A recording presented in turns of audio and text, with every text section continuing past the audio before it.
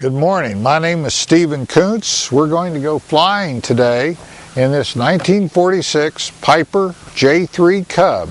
This airplane was made immediately after World War II and lacks an electrical system. It has no battery and it has no starter. So we're going to pull the prop through until the engine starts, and then the ignition will be sustained by magnetos. This is flying at its most elemental. It's low, it's slow, it's a semi-open cockpit as you'll see, and it's a ton of fun. And please come with me. Okay, here we go in our 85 horsepower J3 Cub. As you can see, it's off the ground, and Ken has taken the pictures out the side.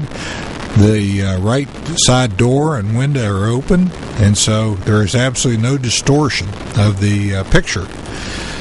It's early September here in the mountain Greenbrier Valley, Deer Creek Valley of the Greenbrier. And as we climb out at not a great rate of climb, it's only got 85 horsepower, but we're much more streamlined than the Breezy. Here we are making a turn. And I want to show you this National Radio Astronomy Observatory dishes only 3 miles south of the farm. This big one is actually 100 meters in diameter. The dish is. It's the largest movable dish on Earth and is used to listen to radio energy coming from outer space. Out in the center of the picture you see a 30-meter dish, the same, also movable. So here we are flying along at about 82 miles an hour, and right there in the center of the picture is that wire sticking up is our gas gauge. Without an electrical system, this aircraft uses a cork floating in the fuel tank as its gas gauge. That wire is on the top of the cork, and as the cork descends into the tank, the wire descends from view. When the wire has completely disappeared, you know you're out of gas. Here's the picture of the valley. It's actually early morning on a beautiful fall September morning, and we're looking to the east. That is Allegheny Mountain. This is just a part of the one of the great empty places left east of the Mississippi.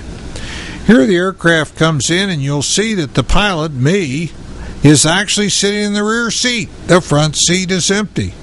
No, the pilot didn't jump out. The aircraft is actually flying solo for purposes of center of gravity from the rear seat. Coming in here, you get a little bit of the shadow, and then we come around this hill on the runway. All 3,300 feet of it stretches out before us. This is probably about 3 times as much as a J3 Cub needs. One of our problems, of course, is to make sure when we land that there's no deer nearby. The deer love to graze in the grass. This airplane has what's called conventional landing gear, in that it has a tail wheel on the back and it doesn't have a nose wheel. And so now I'm going to pull up, and you're going to get a good look at the pilot sitting in the rear seat. Thanks for going flying with me in this old J3. It's that giant wing makes it a wonderful airplane. You know, this airplane is very simple because it has no electrical system and no gadgets. And so it's stick and rudder flying at its most elemental. It also is semi-open cockpit in that this door and this window this one can be opened in flight or kept open. And so you're part of the outdoors, and yet you're not getting the wind blast right in your face. This is my wife's favorite airplane because it is so honest and so sweet to fly.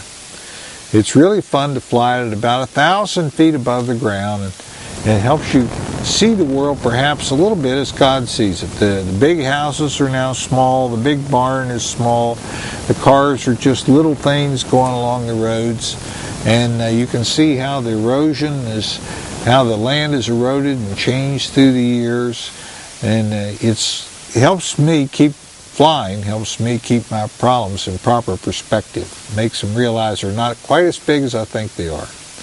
I want to thank you for flying with me today.